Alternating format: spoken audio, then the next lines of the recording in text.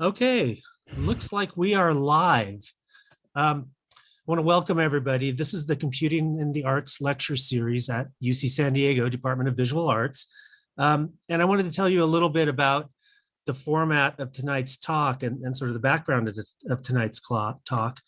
This is also a class, which is called Viz 10 at UC San Diego, in which students are exposed to a wide range of artists and scientists who are interesting and relevant to the computing in the arts field. There are a few people to thank in the context of all of this that I wanted to thank. And that'd be the chair of our department, Amy Adler, and Laura Martin, who have been great this quarter and helping to provide some resources to make this class really special for our students. Lucas Coffin and his team, Paolo Zuniga, who's the media specialist running this thing tonight. It's been, being able to do this kind of thing has been absolutely critical to the success of all of our classes and our public programs at UCSD ever since COVID befell us. And, it's really, really appreciated. Nicholas Leslie did promotions for this. Thank you, Nicholas. Throughout the quarter, Yulia Bulanova, our fiscal analyst, has been wonderful, and we really, really appreciate all the staff support that goes into these kinds of online public talks. So just a quick note then before I give Professor Washko a formal introduction is the question and answer format and how it's going to work. The students are with us here in Zoom, but this is also streaming out to YouTube. So we'll try to take some questions from both groups, but certainly the first questions that come up will be from the class. One of the unique twists of this particular lecture series. So everybody's welcome to ask a question, and of course we'll do as many as we can given the time available. So Angela, welcome. I'm going to talk about I'll read Professor Washko's bio now, and then I'll make a few remarks, and then we'll give her the screen. As a feminist media artist working in a variety of forms, MFA alum Angela Washko is committed to telling complex and unconventional stories about the media we consume from unusual perspectives. She is the founder on the Council on Gender Sensitivity and Behavioral Awareness in the World of Warcraft, a long-term intervention inside the popular online video game.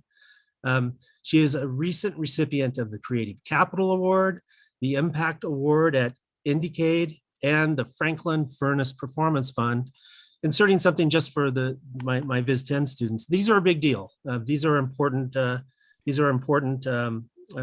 of career acknowledgements and opportunities to create work as well.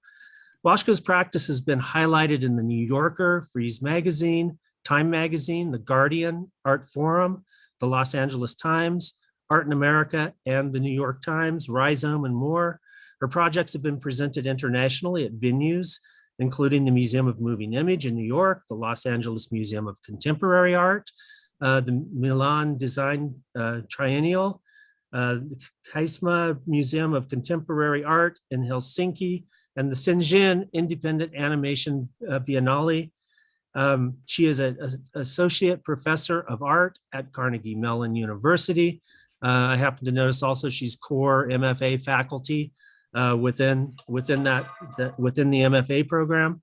And during her talk, Angela will present several different strategies for performing, participating in, and transforming online environments that are especially hostile toward women. In addition to presenting her video game-based works and online interventions, she will talk about her new documentary film, Workhorse Queen. And, just on a personal note, it's just really it's a distinct honor and privilege to be able to welcome back somebody who was a member of our academic community for the MFA program, and is now returning as to us as a professor in a peer department. This is a very, very important moment for us too. So I am pleased to give the screen over to my colleague, Professor Angela Washko.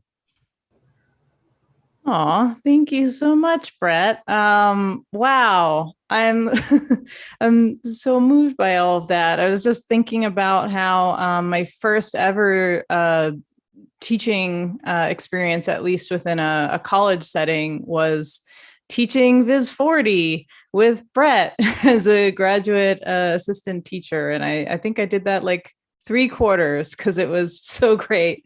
And yeah, you set a very great example of, an approach to teaching that was really committed and research oriented and still fun and exploratory. And yeah, I think showed a dedication to teaching that I don't always see from artists, so which I'll go more into in the teaching section. So you all that are having Brett are very lucky, I would say. So yeah, I learned a lot from Brett and Brett's teaching structure. I am going to go ahead and start sharing my screen, and hopefully we have a great start with that. Because something inevitably will happen in this talk that won't exactly go according to plan. But I'm also starting a timer because I personally don't like being that person who says like, oh yeah, my talk is like an hour, and then like an hour and 45 minutes is like, I'm gonna go now. So I'm gonna keep to time, so no longer than an hour and 10 minutes, and make sure that we have time to talk afterward.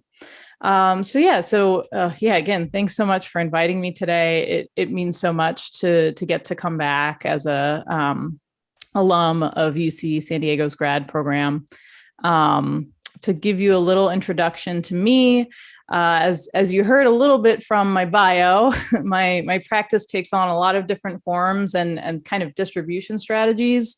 I would call myself a research-based feminist artist making, I guess what I'm calling now, storytelling projects, spanning video games, writing, video art, and I make also a lot of performances and interventions within video game and multi-user online environments. And as you heard more recently, I've snuck into the documentary filmmaking, film industry context. More on that at the end-ish. Today, I'm going to share some of the major projects I've been working on over the past several years. Before I start, I just want to say that my work deals with gender, sexuality, sexual harassment, and consent.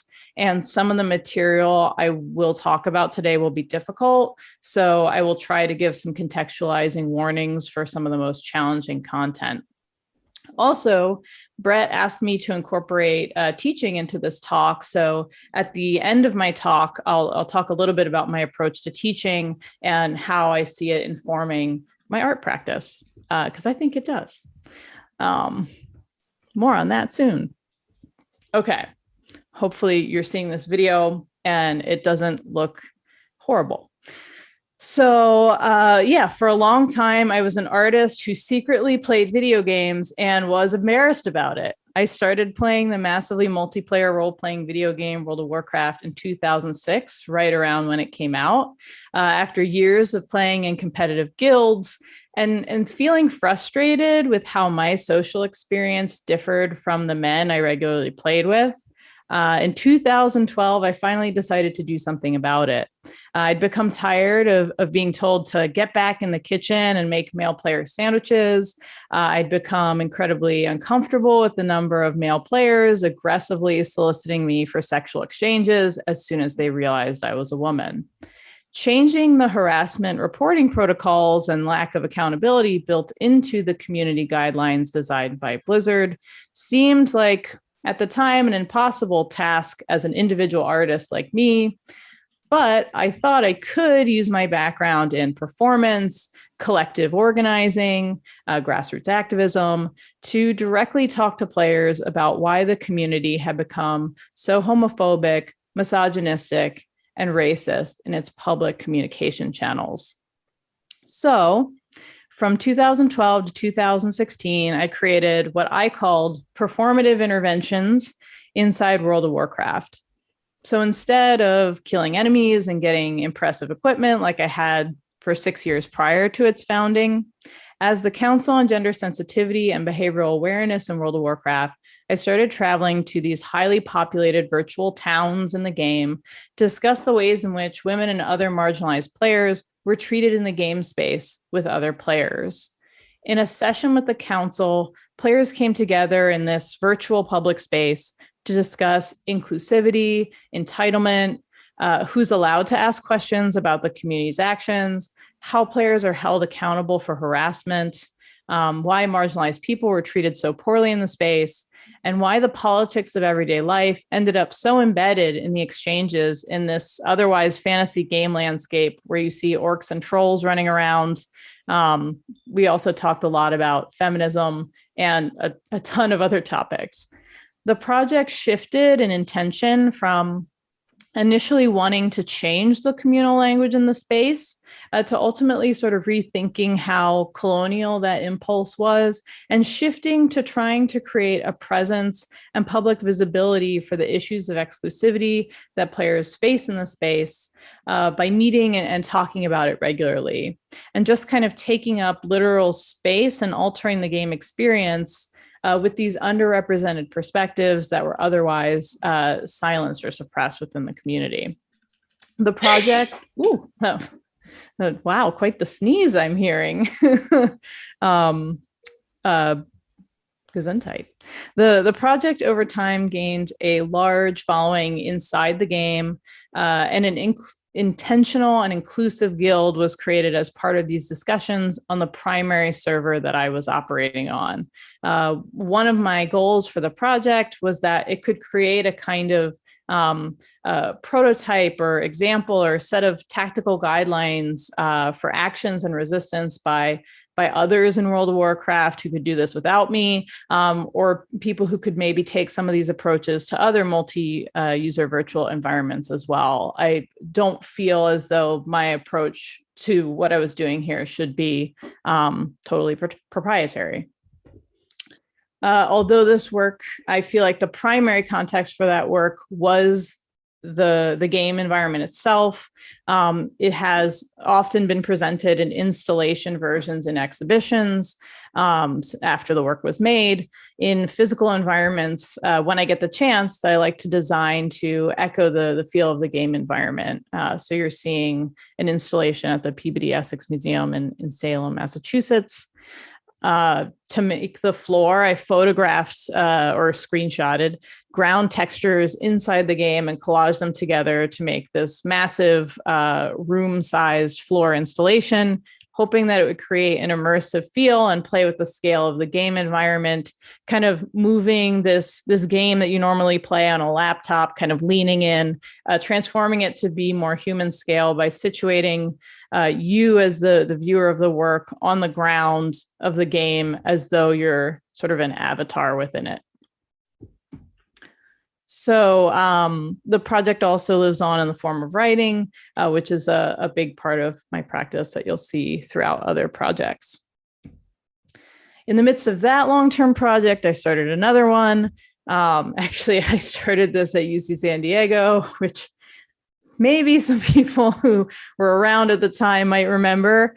But I started this other project, which was also focused on facilitating dialogue within niche internet communities that are not inclusive to women. So starting in 2014, I became interested in a figure named Rushvi.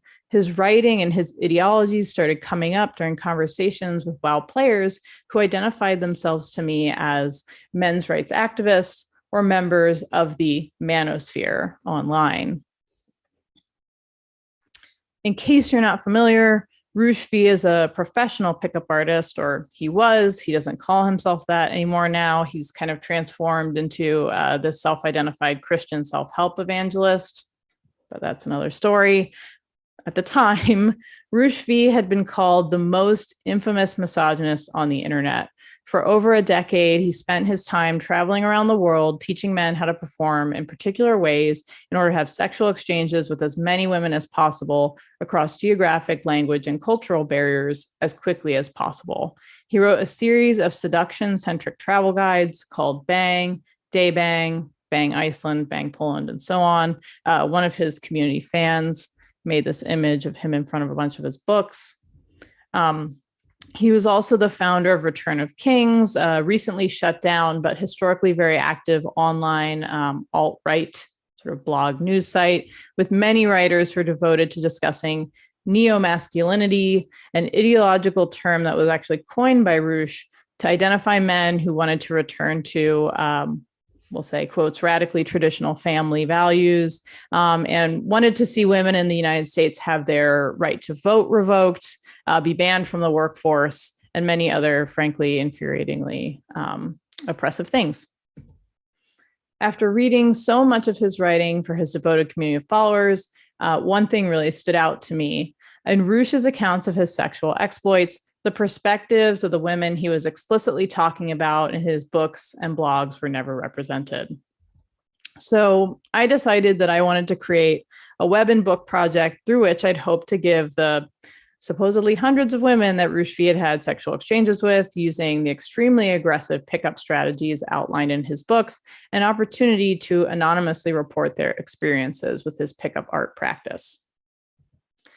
After pursuing mainstream media distribution of my call for these women, it occurred to me that Roosh knew about my project and he wrote about it on his Twitter account. His awareness of the project changed it for me. He became less of this abstract villain that I was free to run this kind of social media viral smear campaign on, and he became more of a person and more of a subject. I decided that I should stop mimicking the shock media tactics that his own community would use and had used toward other ideological ends, and move toward investigating, actually trying to understand the specificity of the tactics within his community, his motivations, and the growing appeal that he and his practice held for his increasingly growing community of followers, many of whom make up now politically what we would call the alt-right. So I pursued getting Rushdie to do an interview with me via Skype. This took months of email negotiating. The video interview ended up being over 2 hours long. It was very exhausting. Some of you may recognize this space. I believe it was in the SME building. Brett can tell me at the end if I'm right, in that like theater space, that lovely theater space. Another alum of the program, Kyle Thompson, was in the back helping me with sound and projection. But anyway, he was also, I think, someone who taught Viz 40, but moving past it. So I'm going to show 2 excerpts from this interview to give you a sense of what it was like. I'm also going to give a little bit of a content warning. There is some sexually explicit talk in this clip. There is a mystifying conversation about orgasms. And yeah, it's not particularly pornographic, but yes, there is some sexually explicit language used in this upcoming clip. So with that, and I'll just pause for a couple of seconds to let anybody who doesn't feel comfortable with the material to navigate away. The length of the clip is 6 minutes. Okay. Heterosexual, normal man without any alternative lifestyle leanings. I'm just an average guy. And I feel But you write these books. Yeah.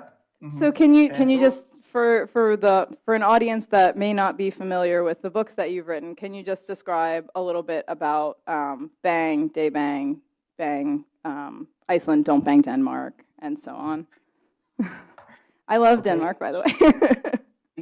Each book is just basically trying to help men learn how to meet women and initiate sexual relationships, how to start a conversation with a woman, how to build attraction with a woman, how to get her into bed. If you don't mind, I do want to read a section from Bang that maybe you could sort of respond to, because I think based on what you're saying, some of the things then in Bang are maybe a more extreme version of what you're practicing now. You may be trying to play this out of context type of game where you quote Oh something. no, I'm sorry. I don't want to. You but can tell me to stop if you want. Let's see. No. Let's see, because I know that's what people have done on me, is to pull a quote. And I just want. Well, I'll let you respond to it, because I don't want you to get upset or anything. Sure. No, go ahead. Hey, if that's what I wrote, it's theirs. This is just called "If You Don't Feel Like a Creep, You're Not Pushing Hard Enough." Oh God. Yeah, I mean, you're like, this is a great start. Okay. And again, like, Go ahead, I'm not trying to exploit you. I'm just. She's not going to invite you upstairs like in the movies. She's not going to tell you she wants to have sex with you. She's not going to grab your dick and put it in. You must always be making the first move and always be pushing. If you're scared, she'll think of you as a creep. That means you're on the right path. Remember that girls who like you are flattered that you want to have sex with them, so moving quickly is an indirect way of showing interest that can be helpful for new relationships. Get her to your place or hers the same night you meet her. Get her into the bedroom. Take off her clothes and keep going.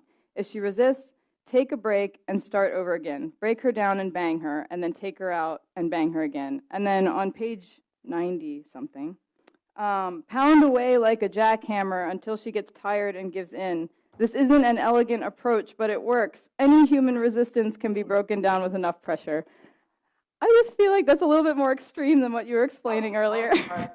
How did I not win the Nobel Prize for that? Let's imagine that I do somehow find 20 women that have slept with you. What do you think these women might say about the seduction process and your sexual performance? I would say that they would probably say that I approached them with good energy. I didn't scare them. I made them feel comfortable. I didn't come on really strong, but at the same time, I didn't come in with such a low energy that they weren't interested. I'm really good at keeping a conversation going, even if the girl is not giving me a lot back. I make everything feel natural, from how I touch and kiss. And I mean, it's rarely at the point where a girl will have to stop me and say, no, I don't like it when you touch me there. Because I can read them. I know, but based on how they act, how they talk, how they move, when they want me to do the next step. And after sex, I get lazy, because now I already got most of what I wanted. So I just want a girl to have the lowest possible expectations. So if I'm having a day where I don't want to try, so it's actually a blessing and a curse to be good in bed, but I'm not. So you mentioned your orgasm is of primary importance, and that you don't go down on women. Is this true? Can I ask why? We have because nature has deemed the male orgasm to be more important. If right now a magic cloud of gas surrounds the earth and infected girls and prevented them from ever having a female orgasm again, the human species would go on still. But if this cloud of gas only affected men and prevented the male orgasm, what would happen? The human species is done, is freaking done.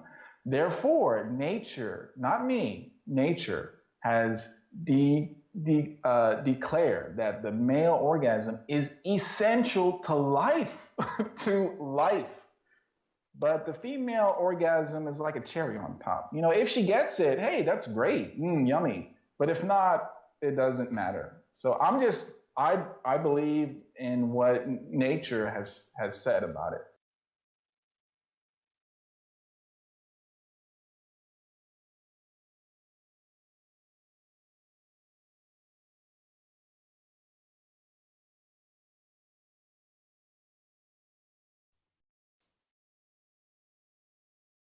One second.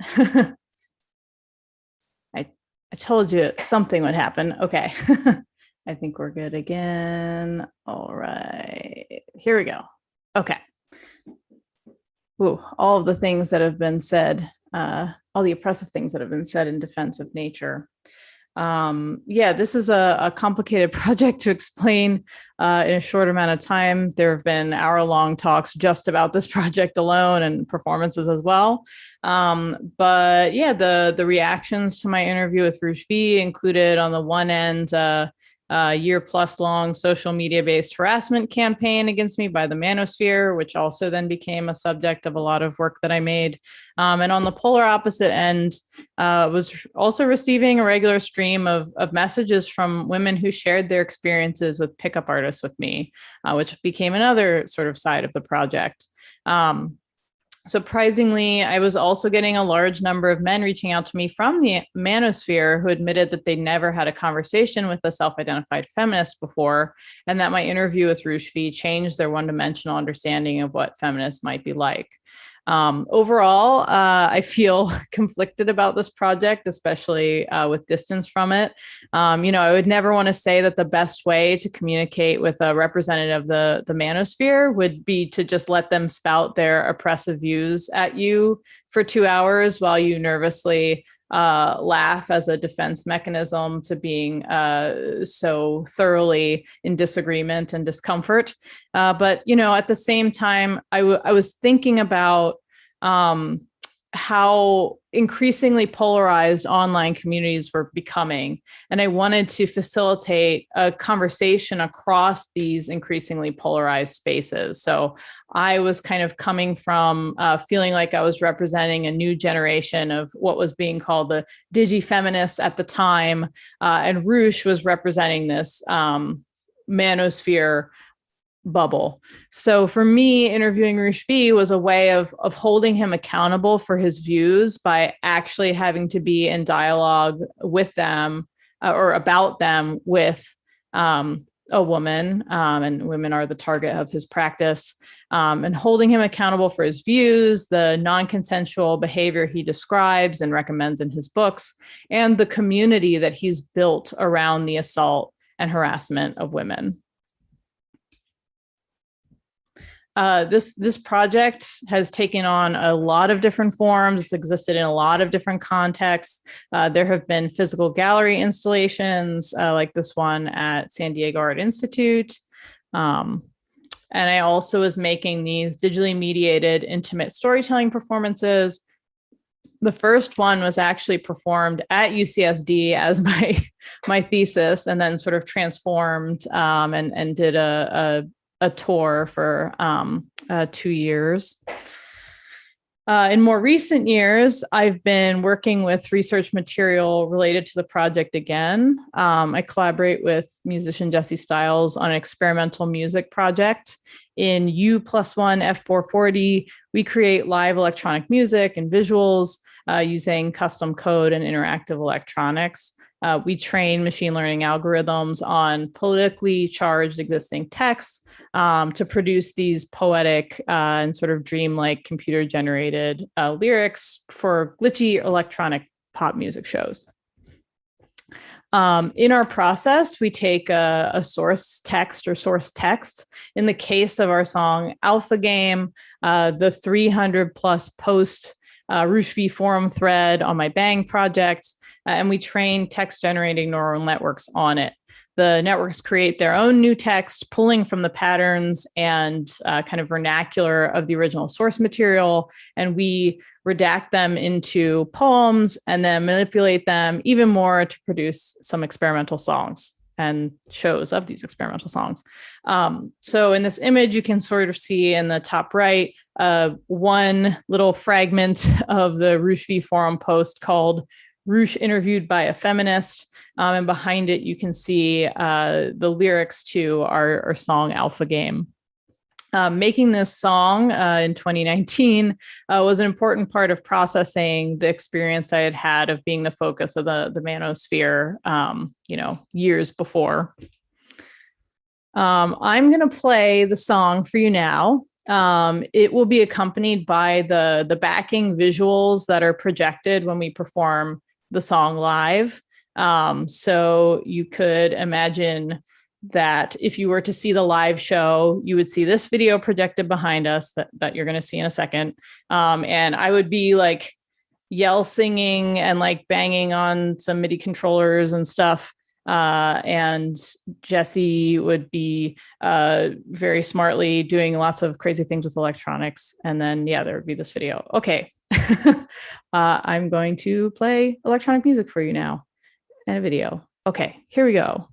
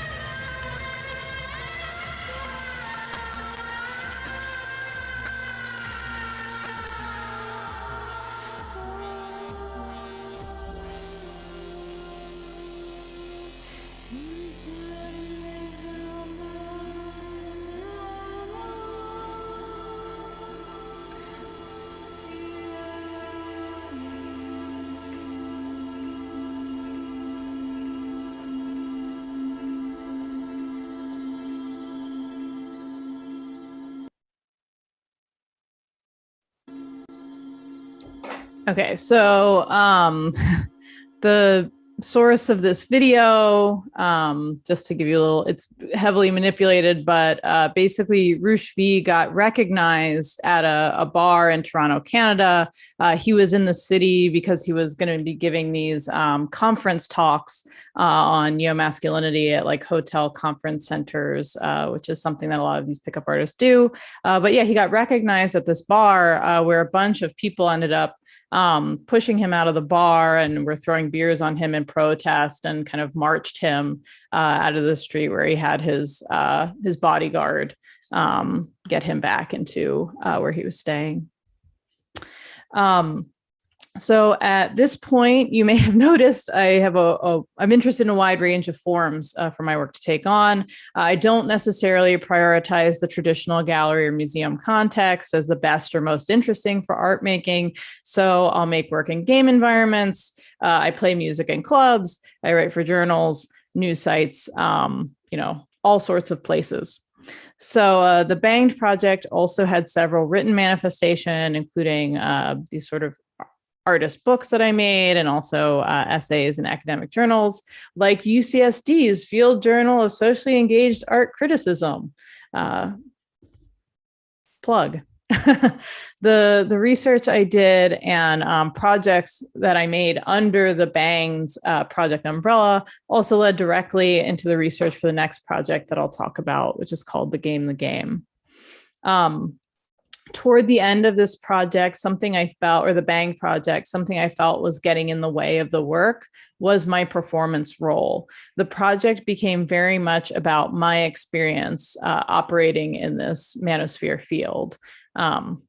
Despite my experience, as you'll see, I haven't abandoned this field, but I decided to take myself out of the spotlight and make the next project less about my mediation of an intervention into these spaces and make the work more about creating an embodied way for people to digest experiences from and the ideologies of these manosphere seduction communities. There's so much information, so many micro communities, and a lot of inaccessible lingo in this field. And a lot of the tactical information is very painful to process, especially if you're a woman or a person who may have experienced sexual harassment or assault. And so with all of this experience that I started gaining mapping out the field, as a researcher, I felt like I was able to put myself into the position of filtering it all into a game scenario that one might actually walk away from, being able to make sense of it without having to spend as much time as I have, and potentially develop strategies to respond to it. So content warning. The game includes text-based descriptions of sexual assault and non-consensual behavior. I'll give warnings before I show material that's especially difficult, but if you're sensitive to or have experienced trauma around this territory, I won't be offended at all if you feel like you need to navigate away from this talk for a while. So the game. After the Bang project, followers of other seduction gurus reached out to me to tell me that Roosh's variety of pickup art was much more extreme and much more misogynistic than other types that they claimed were more focused on teaching men confidence and self-improvement to, as they say, help level the dating playing field. I thought that I would like to have an analytical understanding of the broader men's seduction field. So I decided to take a deeper look into the variety of pickup artist gurus or seduction coaches and the differences between the types of pickup art that they're teaching, and ultimately make a game about them. The project's title, The Game, is a play on the best-selling book by Neil Strauss, The Game, which was the first mainstream best-selling primer into this world, which really originated as a couple of guys with an online community forum, Web 1.0, sharing tips with each other on how to pick up women, and ultimately turned into this larger lucrative seduction coaching lifestyle for some of the most famous members involved.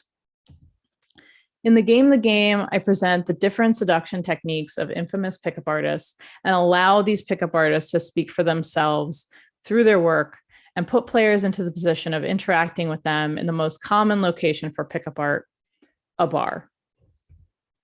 Players, regardless of personal gender identity and sexuality, are put into the position of experiencing a common scenario that femme-presenting people experience, having their personal space invaded when it's unwelcome by men who feel entitled to it.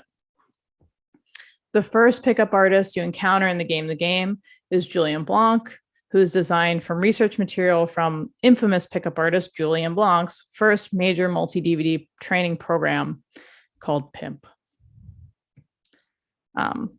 This is what the PIMP program cost the last time you could purchase it online, by the way. It was recently wiped from the internet. All of the dialogue by the pickup artists in the game is constructed from actual word-for-word advice written by these pickup artists in their books, on their websites, in their conference footage, these conferences that they do, and their video coaching programs, and also situations from their hidden camera footage that they shoot interacting with women who aren't aware of it, often in clubs or other public spaces, that they sell to their devoted followers. A lot of these coaching materials are prohibitively expensive and not available in full online. I hypothesize that this is not only to make a bunch of money off of them, but also to keep the people who aren't looking to sincerely learn from them, from finding out about them and holding them accountable for how extreme they are. But I got a grant, so I bought so many of them.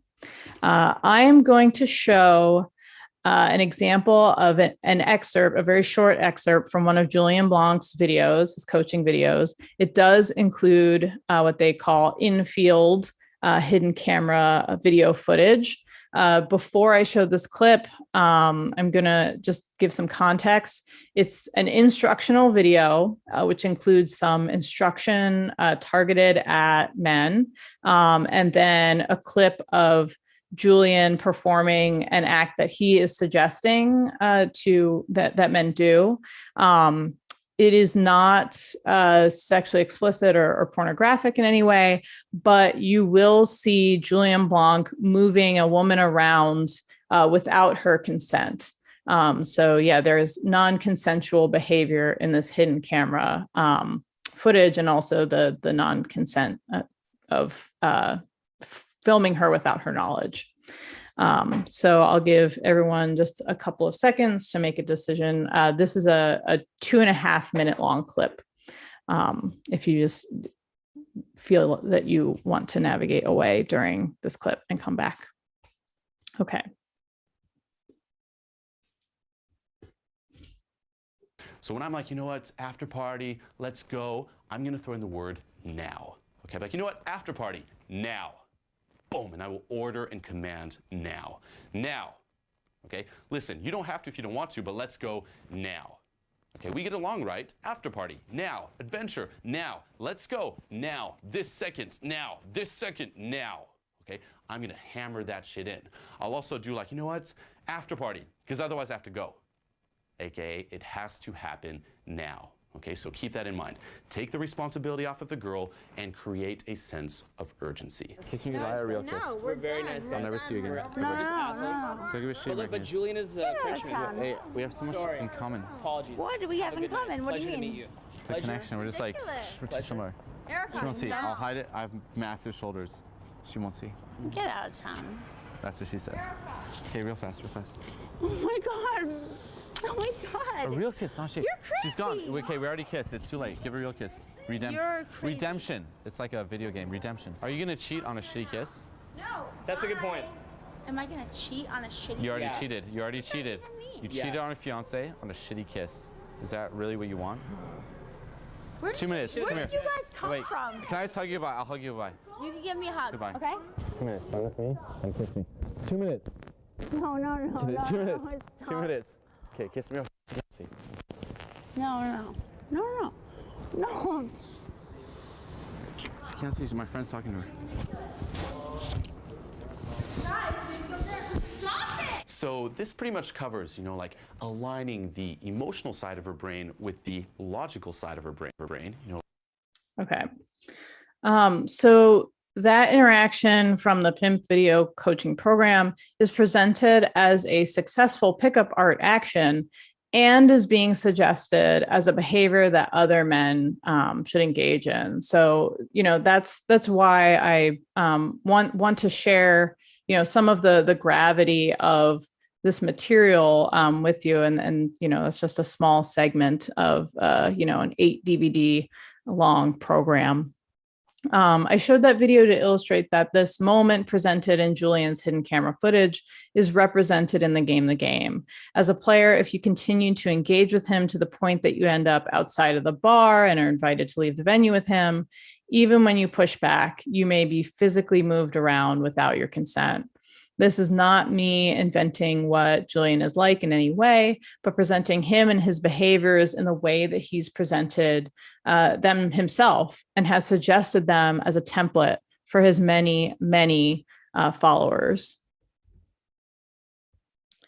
After each interaction in the game, you're prompted with a series of options. Generally, the options include a tonal range from being enthusiastic to being snarky, to being polite, to resorting to being assertive and even at times aggressive in your rejection. Each option results in a different outcome, illustrating how the pickup artist has described ways of handling the different ways that women respond to them. Each pickup artist handles rejection and attitudes differently. For example, and this is a bit of a spoiler alert, but if you play through, you'll notice that Julian will persist and continue to follow you until you physically push him away, whereas even the slightest hint of attitude or even confidence will signal to Luke that you aren't submissive and therefore aren't worth his time, and he'll disengage immediately. Rushvi is called Luke in this game because he was caught by talk show hosts in Russia using a pseudonym name of Luke. As a player and as the target of pickup artist's attention, you can make a broad range of decisions in the game, from opting to hook up with different pickup artists in multiple locations to attempting to get away from them immediately, which is how a lot of people play the game. It's the latter. In constructing this game, though, I didn't necessarily want the point entirely to be escape, and I hope that players, if they aren't triggered by it, do experiment with seeing what a successful conquest looks like from the perspective of each of the pickup artists. Although, most players play to escape the first time through, the game allows you to turn the tables and pursue the pickup artist yourself, if you're inclined. The game was made from hundreds of handmade and digitally manipulated cyanotypes, some on ceramic and linoleum tiles, and others on watercolor paper, and also hand drawing. And this is what it looks like after they're combined and altered digitally and put into Python. I really wanted the game to have a feel to it that was consistent with the emotional and psychological weight of the experience. And that's why I brought back some of my background in more traditional art processes. My bachelor's degree is in fine art in painting, drawing, and sculpture. So it finally made its way back into my work. And so I approached it this way instead of maybe employing the all digital sprite-based RPG look that I had initially planned and prototyped with. The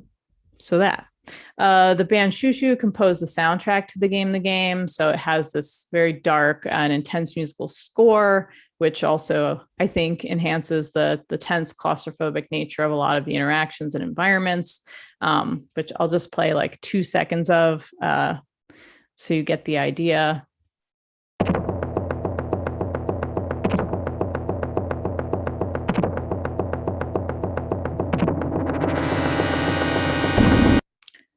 As you might imagine, something bad is happening there. Okay. Excuse me.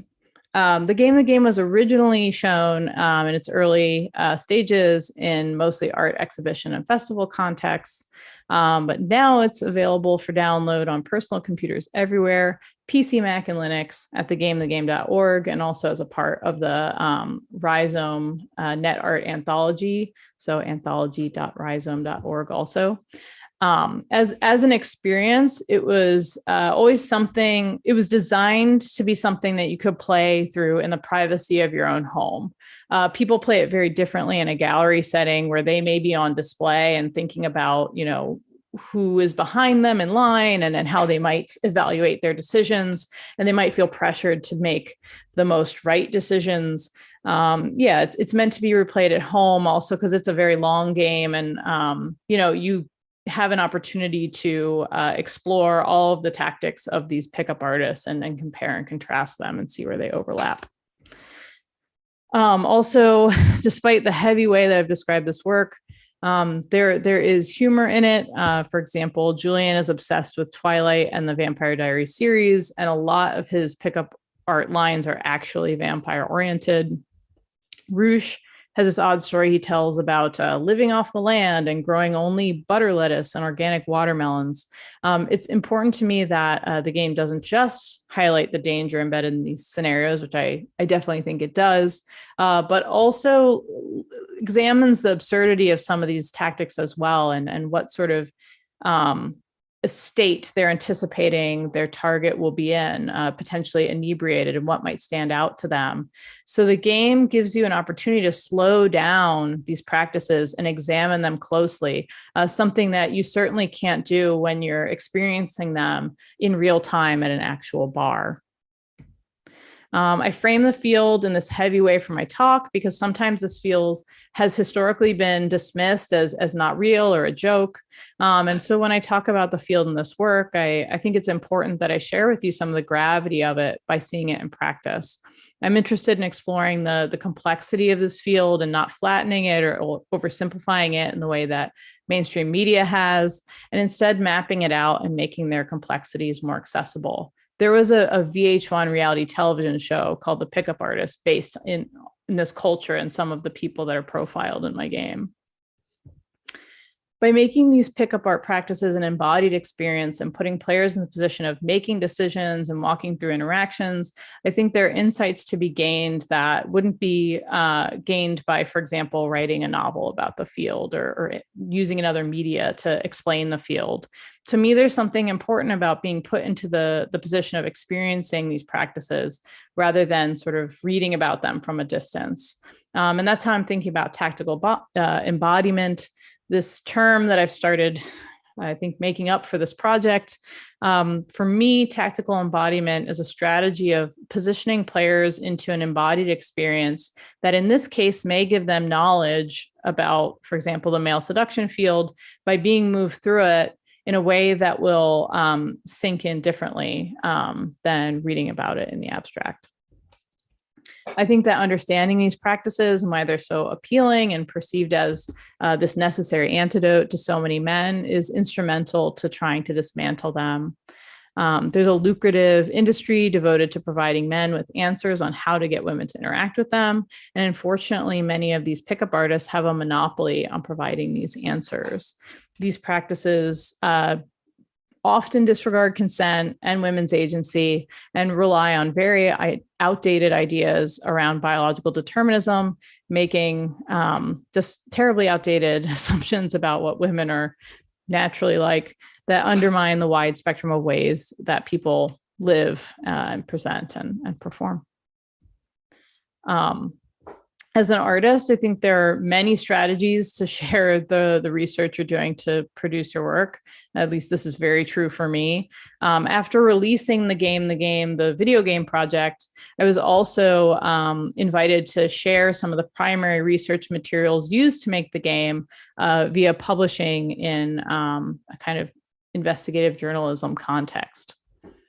Collaborating with arts institution IBeam and the news publication The Nation, I created a series of data visualizations showing the interrelationships between figures in the male seduction community profiled in my game, as well as a new game called The Game, The Game, The Game, which was a text-based interactive narrative game where I walked players through the history, practices, and terminology used by the community featured in The Game, The Game. So it's a companion piece to The Game, The Game, but with an extra The Game. More recently, I've been thinking about the relationship between military technology, the games industry, and the male seduction field. I was commissioned by Photo Museum Winterthur in Switzerland to make a new video essay. In this video, I also perform and I narrate, captured by a 3D depth sensing camera. Weaponizing Courtship traces a complicated history of how military vision, culture, and technology have been incorporated into video games and vice versa, and how these developments have influenced and manifested within the male seduction community. The performance for video culminates with my critical Let's Play style playthrough of Super Seducer, a commercial video game that uses gaming conventions born out of the militarization of gaming mechanics, and which uncomfortably and unironically presents women as targets to conquer.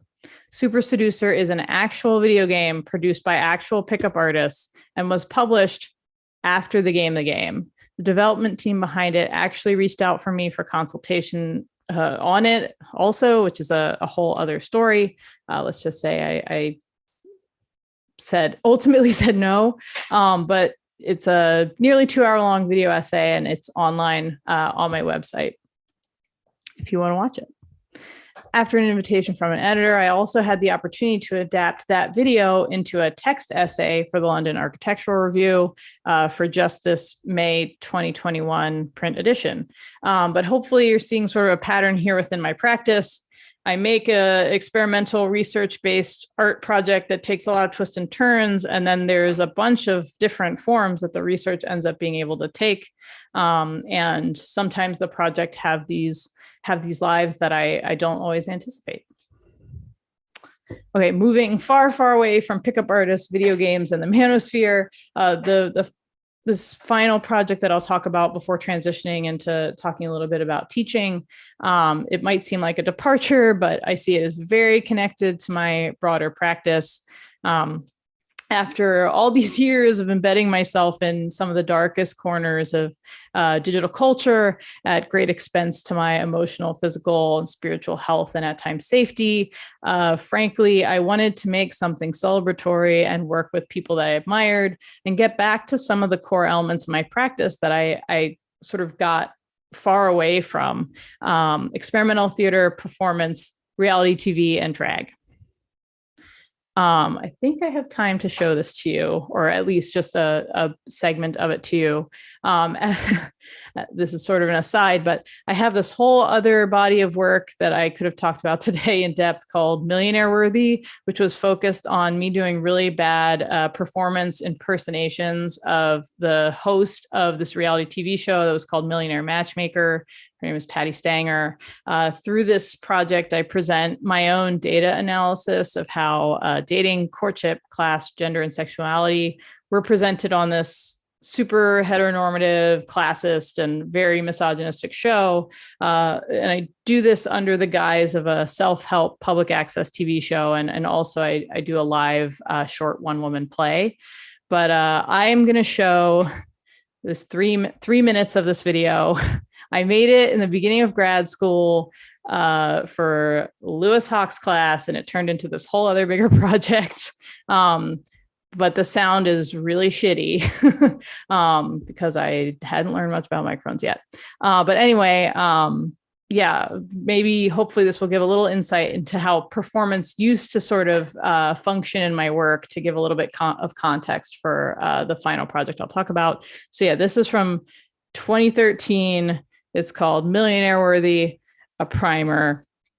And it's like sometimes a little embarrassing for me, but here we go. Hello, ladies.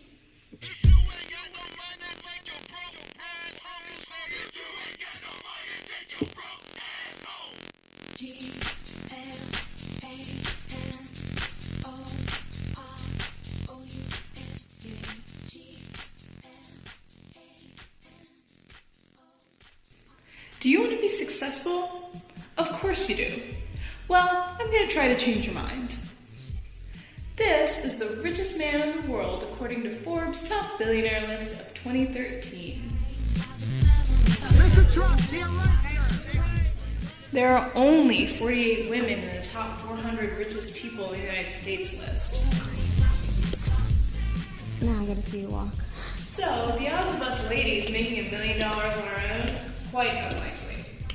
So I'm here today to teach you the valuable lessons that I learned recently. I learned the keys to attracting a rich, successful man. After watching 72 episodes or 6 whole seasons of Bravo Television's Millionaire Matchmaker, I've created a formula to make sure that you get the true happiness and success that you deserve. This is Patty Stanger, the CEO of the Millionaires Club. She's responsible for providing these men with women who fit their extremely specific criteria. Now remember, ladies, when you're that wealthy, you're allowed to be extremely particular about everything, and that includes women. Here's just a small sampling of what some of these highly deserving millionaires are looking for. I have very high standards. I don't date a particular age, if she's 23 or whatever. It doesn't matter. At 58, it's hard to date people that are typically older, but do I look 58? I like more petite women. I would say that I like petite girls. I'm looking for someone I can have a kid with. I want a woman that I can almost nearly worship. Basically, I'm looking for a female version of me. I like Marilyn Monroe, Adriana Lima, Nicole from the Pussycat Dolls, but with the personality of somebody like Conan O'Brien. I say for my ideal, it's 25 to 28. I like short girls. No divorces, no diseases, no kids. I want hot blonde. Nurturing, take care of their man. Between 5'2" and 5'8". Very open and energetic, not too energetic, where she's da-da-da-da-da-da-da-da. Someone with a good family. I love femininity. Petite, slender, size 0 to 3 or 4. Brunette, long dark hair, green, blue eyes, a nice smile. I'm attracted to the exotic, sort of ethnic type. I like exotic. My perfect woman basically is someone exotic looking, brunette, spontaneous. That's going to definitely keep the penis up. I want a woman who enjoys cooking. Women are here to be great wives. I'd really like to replace my time masseuse with a wife. I believe in the traditional roles where a man is a man and a woman is a woman, and while I'm watching football, the woman should be in the kitchen cooking something for me. I want a nice girl who I like. 34C, 2333. So now that you've seen a sampling of what some of these highly successful men are looking for, are you worthy of a millionaire? Well, I've done your homework for you. By taking the descriptions of what male millionaires are looking for on the show and turning it into analytical data, I'm able to give you a concrete breakdown of exactly what you need to be in order to snag one. I've got to ask you, do you have what it takes to be worthy of a millionaire? These men are looking for a woman who is or has the following 100 qualities. These are in order from least requested being 100 and most requested being number 1. Of course, there are more than 300 things that men have asked for over the course of 6 seasons of Millionaire Matchmaker. These are just the most occurring. We're looking for a woman who is or has number 100, classy, number 99, ready to commit, deep, undersized 3, voluptuous, respectful toward me, tiny, young, worldly. I really do go through all 100, so maybe I'll try and get us closer to the end here. But this is a good one. Like Britney Spears, but only when she was younger and not crazy. Number 57, blue eyes, big hips, beautiful on the inside, Latino, intellectual, Jewish, exactly like me, model look, model body, beautiful smile, skipping trusting ahead, and loyal, family values. Number 10, here we get into the top 10, folks. Number 10, big tits, great butt. Number 8, fun. Number 7, intelligent. Number 6, short. Number 5, hot. Number 4, capable and interested in having children. Number 3, petite. Number 2, beautiful. And coming in at number 1, we have brunette. So I'm sure you're probably all thinking, I possess all 100 of those qualities. Why don't I have a millionaire already? What am I doing wrong? Well, you're gonna have to wait and buy my next video for $39.99 to find out. So until next time, stay tuned.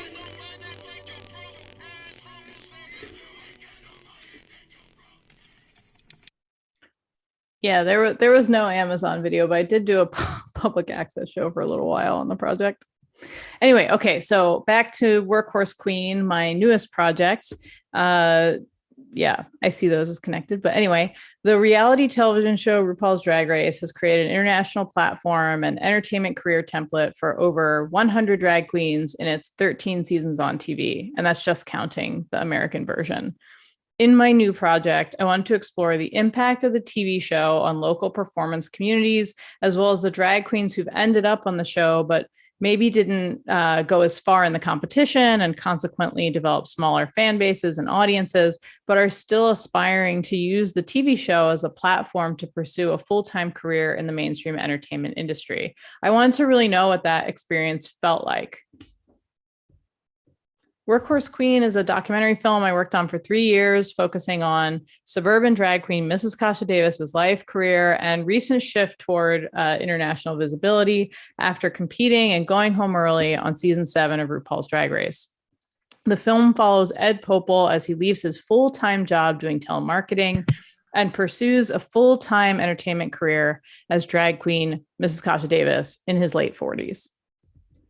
The film focuses on how difficult it is to leverage reality television fame into a full-time artistic career and the politics of reality television, who gets included and who gets excluded. So I'm going to show you the trailer to Workhorse Queen. It's currently screening at film festivals all over the world. I actually think you can probably screen it at Milwaukee Film Festival if you're in the US right now. It's an $8 ticket. I think it's mkefilm.org. So if you want to see the whole film, I think it's screening there on their virtual platform through May 20th. But it will be broadcast on your TV someday soon. I'm just not allowed to say anything more specific than that. But yeah, after I show this trailer, I'll talk for around 10 minutes about teaching, and then we'll have Q&A time. Yay. Okay. Workhorse Queen trailer. Oh, I have to hit play on this one. Hello! I'm Kasha Davis. Welcome to Suburbia. The biggest inspiration for me creating Mrs. Kasha Davis is emulating my mom. I started doing drag later in my life. And looking at the gay world, we didn't necessarily fit in. We wanted to have the home, the pool, the kids. This life that we had previously with our ex-wives. So I always wanted to be a full-time performer. And I realized at the age of 44, it's not too late. Going on RuPaul's Drag Race, I just felt like this is going to be a whole new adventure, a whole new life. Drag Race really put us in the forefront of entertainment. TV definitely changed the game. And with it comes good and bad. It kills me that I have not gotten on there. I get frustrated with our community, saying everybody should be young, white, and thin. You're too old, roll over and die. My insecurities took over, and it really began to get out of control. Well, everybody likes a cocktail. There's always time for a cocktail. There's always time for a cocktail. His drinking had started to escalate. And at that point, I was ready to end the relationship. RuPaul's Drag Race created this template of how to be a celebrity drag queen. And it seemed to me that maybe I didn't fit that mold. I'm proud of her and the fact that she's stretching out of whatever she thought her version of drag was. She's showing that there are no rules. Grab hold of your dream and hold it close to your heart. You've got to run and jump, skip to the side, because you have to practice, and work hard and never give up.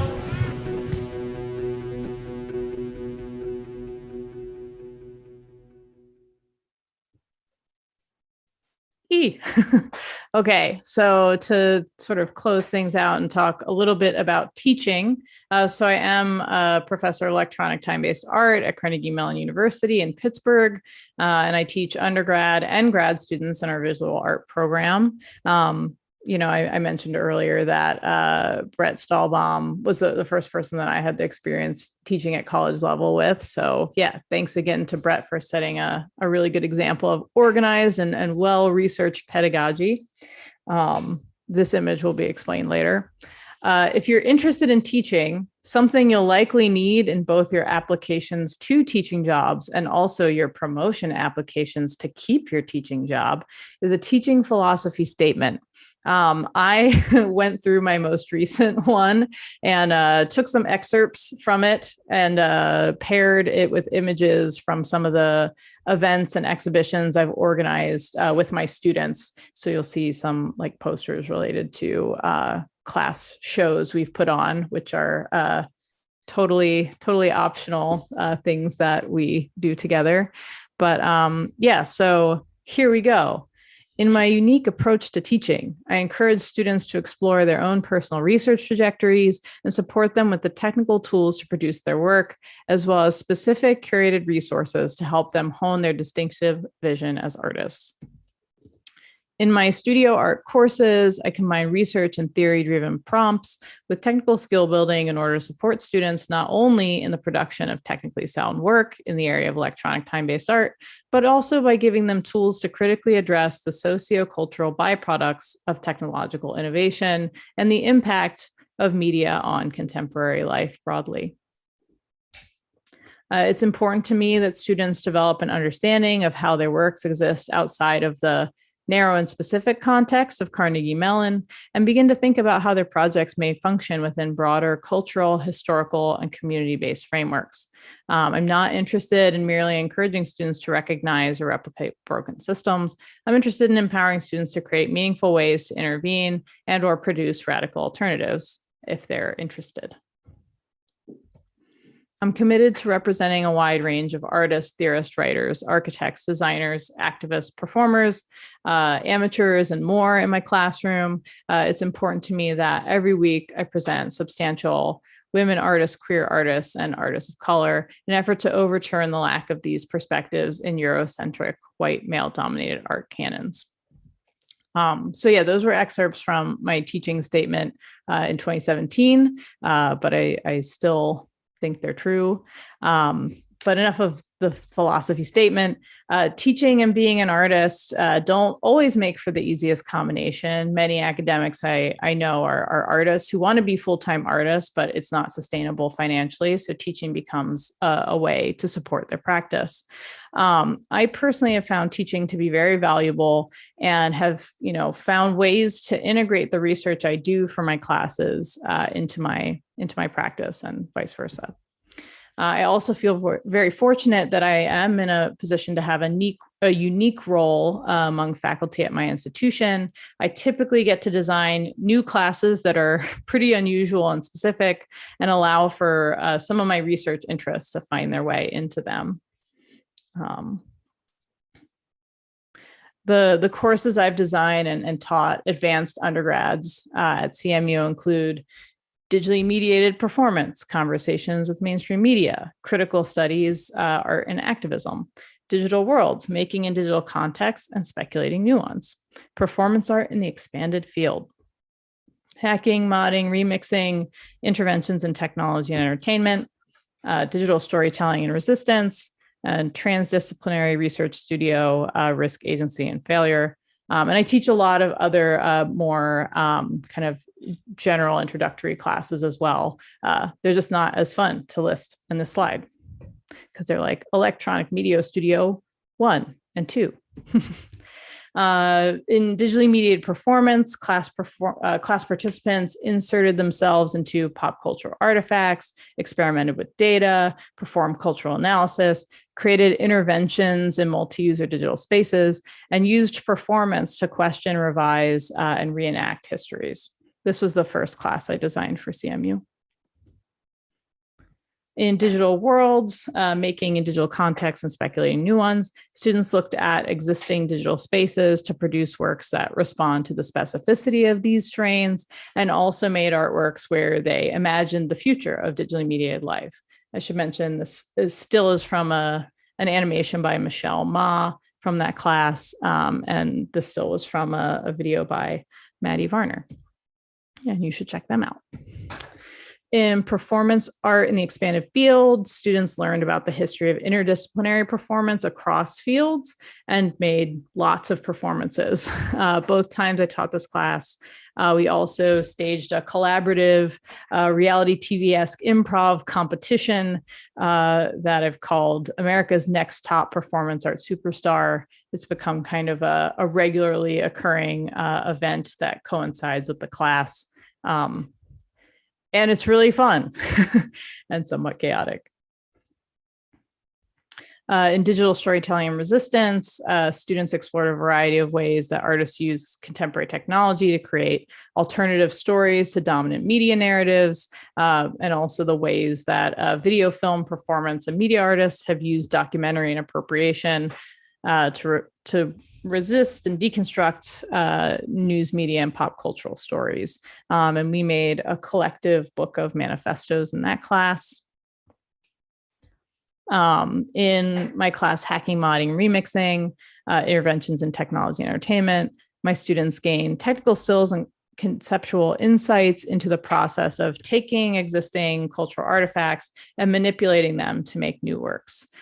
They made their own alternative microphones, modded video games, created 3D environments using both designed and found models, remixed videos, and made interactive works and lots of other stuff. This image is from one of the demos where I showed students how to turn the Mario sprites in the Nintendo game Donkey Kong into Princess Toadstool sprites so that Mario doesn't have to save the princess, she just saves herself.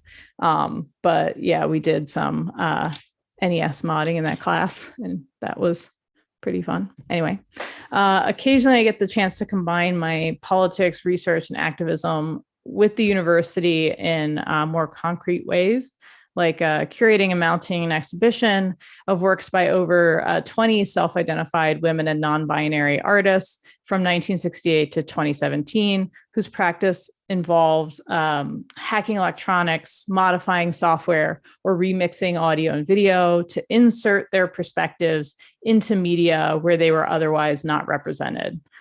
This exhibition was also developed in tandem with the course that I mentioned with a similar name.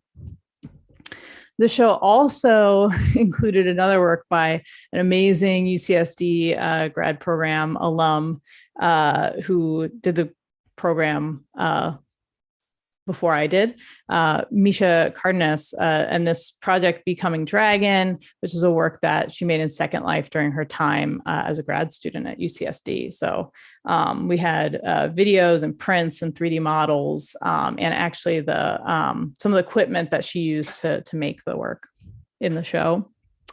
And also a work that I first learned about while teaching Viz 40 with Brett, the world's first interactive video art laserdisc, Lynn Hirschman Leeson's Lorna. This work, learning about this work made a huge impact on my thinking about the history of interactive narrative media and feminism. So that was a great honor to get to show in this exhibition. My pedagogy and organizing often come together to take conversations that are happening in the classroom and move them into public venues in whatever city that I'm living in. A project that developed out of some of my classes is called Failsafe, which is a quarterly community-based interdisciplinary performance event that I started with Scott Andrew and Jesse Stiles in 2018. Failsafe is a series dedicated to experimentation and the art of productive failure, or a variety performance series inviting artists across disciplines with works in progress to perform them for the first time with audience feedback in a supportive environment. We work with venues in Pittsburgh to bring artists who are both in CMU and also outside of CMU together to create a dialogue across fields and share resources. So these are some photos of some of the performances that have happened. Yeah, and the very last thing that I'll say to see the most sort of recent overlap between pedagogy and art practice. I was recently invited by my undergraduate alma mater, Tyler School of Art, to create an edition of artwork for their graduating class as a part of this yearly initiative they do called the Diploma Project. I thought that it was a great opportunity to create an intergenerational conversation with students at Tyler about how the pandemic has shifted digitally mediated culture and their lives and practices. I'm actually going to pause this video so it doesn't keep going over and over again. But yeah, so situated inside of this custom room, I designed in Habbo to feel emblematic of the utopian idealism of the early web. I facilitated a conversation with a group of students about how our social experiences, art practices, and relationships to technology have changed as a result of a year spent in the global pandemic. Ultimately, the performance and an accompanying sound piece explores the fragmentation and collapse between digital and physical, public and private, and work, not work that has occurred during this remote year, which one student in this performance described as always on, because we never log off. And it's a 1 hour long performance video. And in addition, goes to each of the students in the graduating class on a custom USB stick. So yeah, that's the work that I plan to share today. I'm gonna stop my screen and I think we can do this Q&A. Ding. Fantastic. Thank you so much. I want to see a lot of virtual Zoom clapping hands now for my class, saying thank. Oh, look at the numbers are there we going up rapidly. Oh, there we go. Keep it coming. Keep it coming, guys. Oh, that's very sweet. Thank you so much. And believe me, I was taking notes about your teaching because I'm going to steal from you. So I'll start out with the first question. And then what we're going to do is I'm going to ask my students to raise your hand to ask a question. Please do it by voice if you feel like it. I will also take questions out of chat. And if we still have some time left, we may take some questions from YouTube. So that's how we're going to move forward from here. So, I was thinking about when you were starting the Bang project, and there was a really interesting piece from 2004 by Anne-Marie Schleiner and Joan Leandre and Brody Condon called Velvet Strike, which was part of the Whitney exhibition that year, in which they did performance in Counter-Strike, which is a highly masculine environment. And they introduced, cute things and peace things and homoerotic things into that environment. And the kind of response they got from the gaming community, which was online harassment, became part of the work, and they kind of folded it into the work. And then there was Gamergate. And if students don't know what Gamergate is, it was organized online. It was nothing more than organized online harassment and doxing of women in the computer game industry. That's what it was. It got a name for a dumb reason, because there was no controversy involved in it. It was all rather fake. So you knew going into these projects, right, what the environment out there in the manosphere and the we call it alt-right now. You knew about the potential for doxing. You knew about the potential for online harassment or even real world harassment. You were well aware of the kind of risks that were involved in this kind of activist practice. And I wondered if you could reflect a little bit on finding the courage to do that, because we have a lot of students that are, especially in this class, who are lower division mostly, who are discovering their courage at this point early in their careers. And I wondered if you could speak to that at all. Like, what were the moments? Was there a moment when you just said, "I'm going to do this no matter what"? What was that experience like for you? So many thoughts on this question. I think the work that I was doing inside World of Warcraft, I love the work that you just mentioned, Velvet Strike, and as a very serious competitive Counter-Strike source player, I love that sort of gesture. I think one of the challenges with that sort of gesture, from the perspective of the gaming community, is that it's hard to tell in a game like that who's somebody who's like a part of the community and a serious gamer, and like who's coming in to kind of prove some sort of point and extract something from the game and kind of capitalize on that in another space. And I think with what I was doing inside World of Warcraft, I very quickly realized, in the beginning, I was getting on an alt character, an alternative character that was very low level, because I was worried about like ruining the reputation of my like very high level characters with amazing gear. But what I realized was the community was responding very negatively, because they're like, what is this like level 1 little troll that's naked who's talking to me with a fake name or a dumb name? Like, why should I engage with you? You're not a real community member. You're just kind of looking to exploit us. So I realized very quickly, like, oh, I have to throw away this concern about ruining the reputation of my high level characters and show up and show up wearing the symbols of being a long-term participant, wearing the gear that takes 6 years to get, wearing the things that are the most difficult to get. So I think that in that context, once I started doing that, the conversations shifted and became much more complicated, and people became much more committed. And this kind of community started forming around that, where it kind of went from being a sort of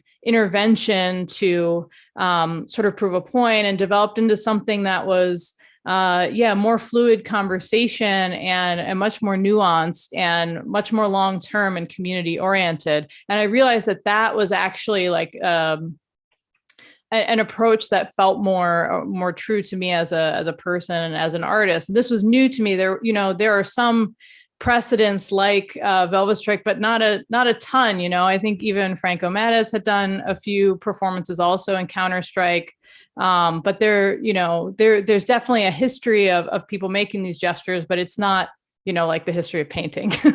So I was kind of like feeling my way through it. With the project with Rouge V, I was just like, I also had this experience. I had worked for Igor Vamos of the Yes Men for years and years, and had been on site with a lot of their work. And if you're not familiar with the Yes Men, I have a feeling you might be, because I know Brett often shows their work. But if you're not, they dress up. They're two men who dress up in suits, and they insert themselves into government situation, like on TV government situation, where they're representing like high level governmental figures or CEOs of corporations and so on, and basically make statements about them that kind of are the things that these people should be doing in the world. And then oftentimes their stocks sort of plummet. But anyway, I'd come up in this community of culture jamming and tactical media, and it was very male dominated, but I wasn't really thinking about that at the time. And so I kind of approached some of these interventions with a similar like bravado, like I'm just going to go in there and do it. And hopefully I don't get like sued or whatever. So with the Rouge V project, I was like, this approach really worked in World of Warcraft. Like I went in, I was, I came in open-minded, like when I was open-minded, and I really tried to figure it out and had an open discussion. It worked really well, but there were avatars, we were orcs and trolls. Even though, the name of the project tied back to my name, and I always sort of informed players what was going on, it was still like, there was a level of removal from who I am as a person. And the Bang project clearly didn't have that.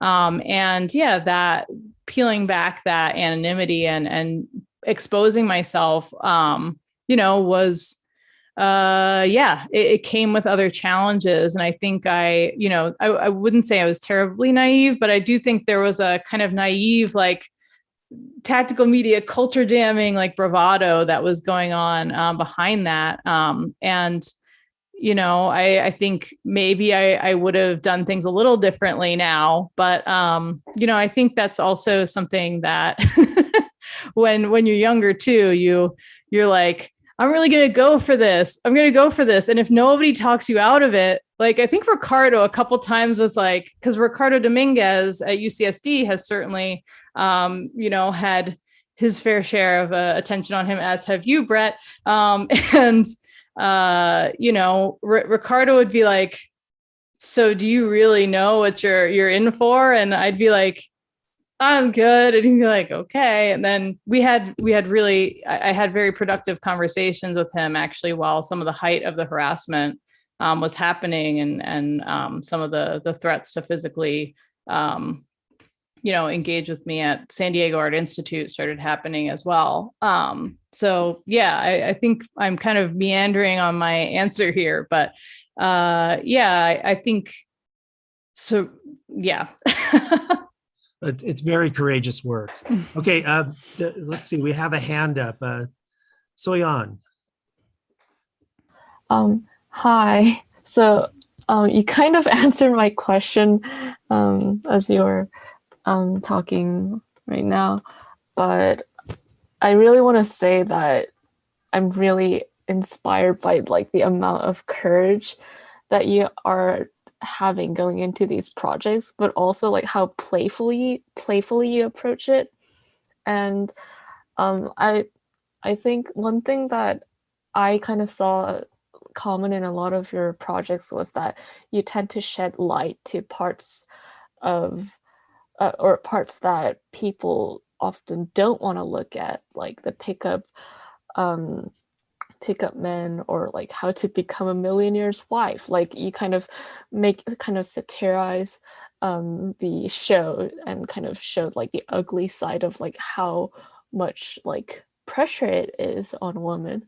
And then there's like on how like RuPaul's Drag Race, while it's like very kind of put a bright light on the drag community, but also like it kind of like creates like marginalized groups of like drag queens who don't really fit into this perfect drag queen standards.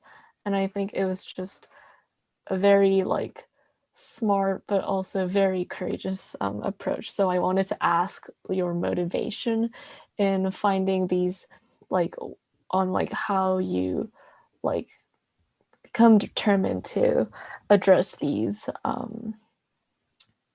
rather ugly sides of society people don't want to address as much. Yeah.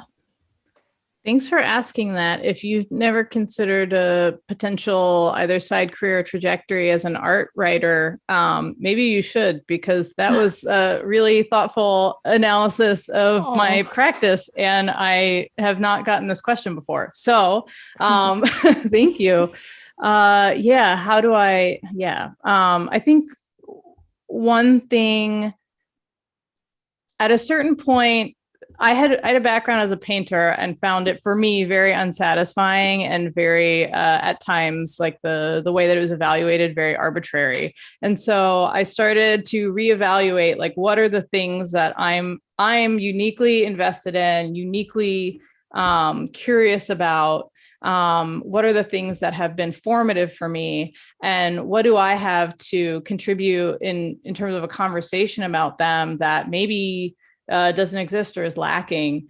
And so video games became that for me, because they were so formative to me. They were so important to me growing up. So much of my identity was tied up in them. But there were still issues within multi-user online game communities that kept me from feeling like entirely safe or comfortable or invited in them. And I started realizing that there wasn't a huge space or dialogue around this within the maybe commercial art context that I had been familiar with at the time. So I really felt like this call to both address that, but also figure out a way to communicate what games are to an art context that often either didn't care, wanted to know why I was going into these spaces and harassing young boys because they didn't understand that the average age of World of Warcraft players was 29. And, kind of creating these dialogues between spaces that were kind of unfamiliar with each other. And I found that as a sort of call, and also like to look at the media that I consume and appreciate, and kind of look at them from an unusual perspective.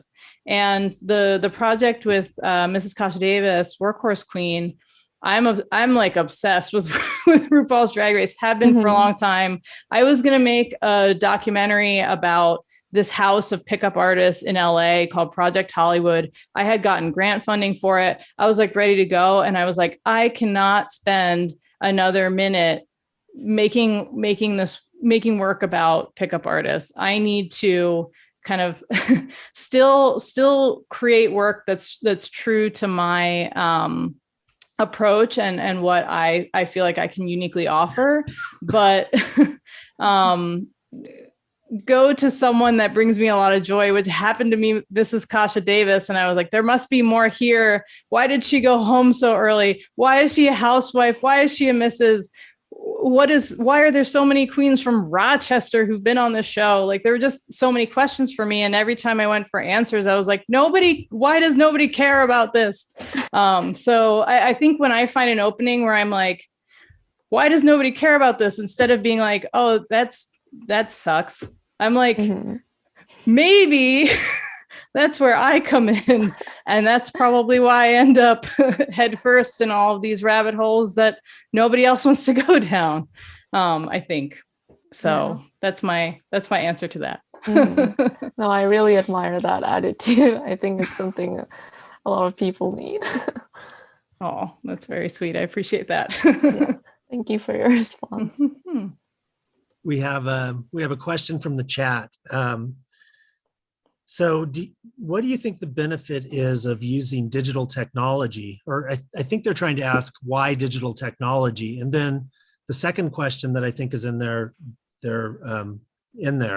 is there any special resonance between, issues of gender, sexual issues, or the other social issues you're concerned with, and digital technology?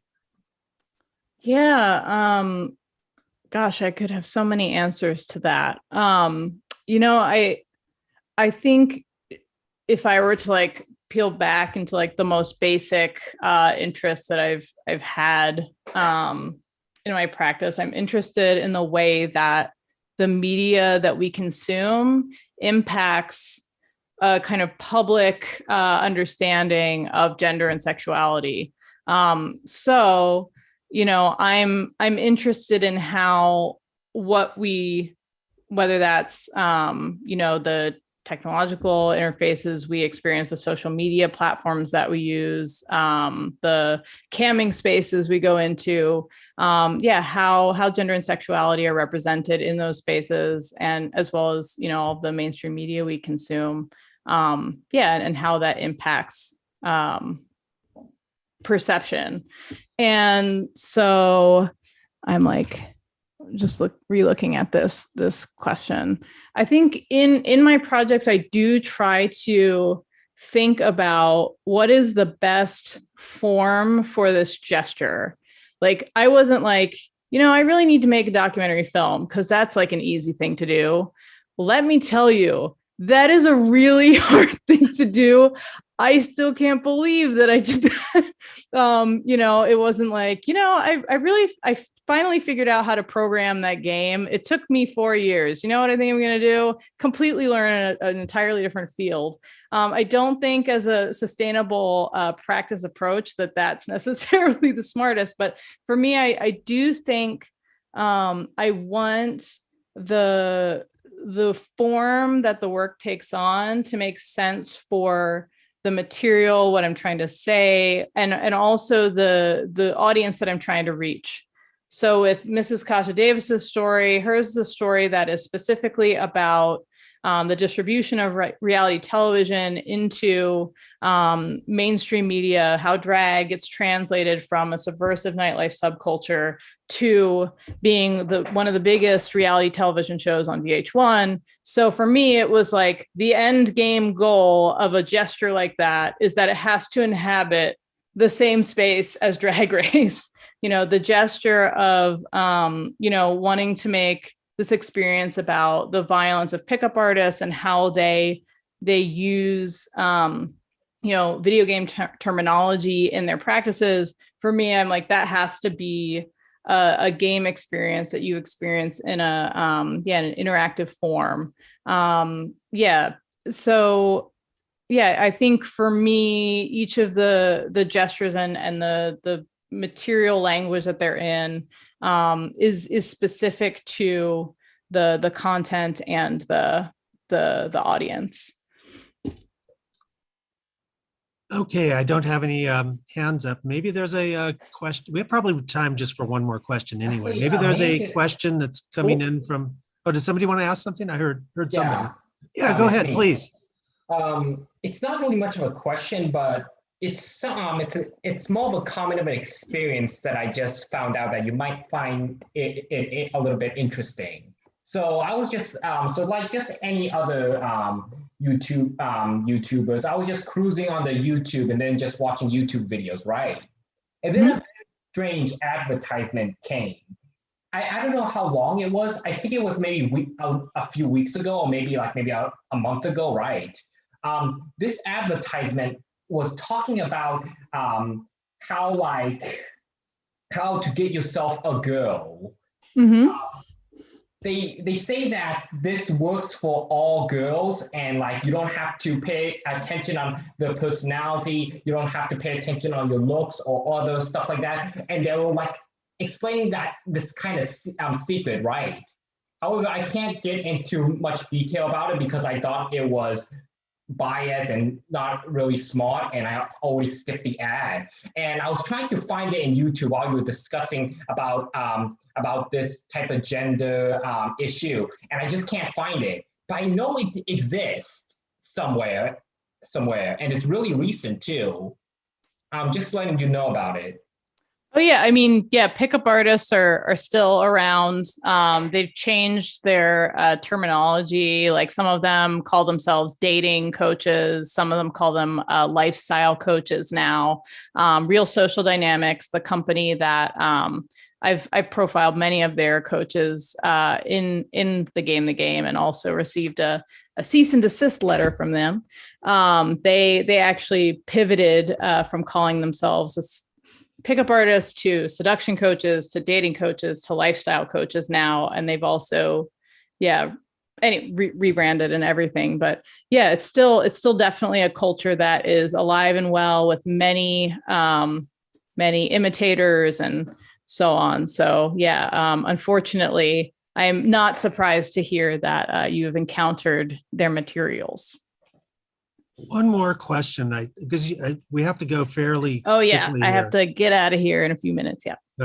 You're so successful. You have another talk tonight. I do. So, I'm interviewing a reality TV star who was in the first season of The Circle. So okay, this is important. We got to get you out of here. Hey, Stephen, do you want to ask your question?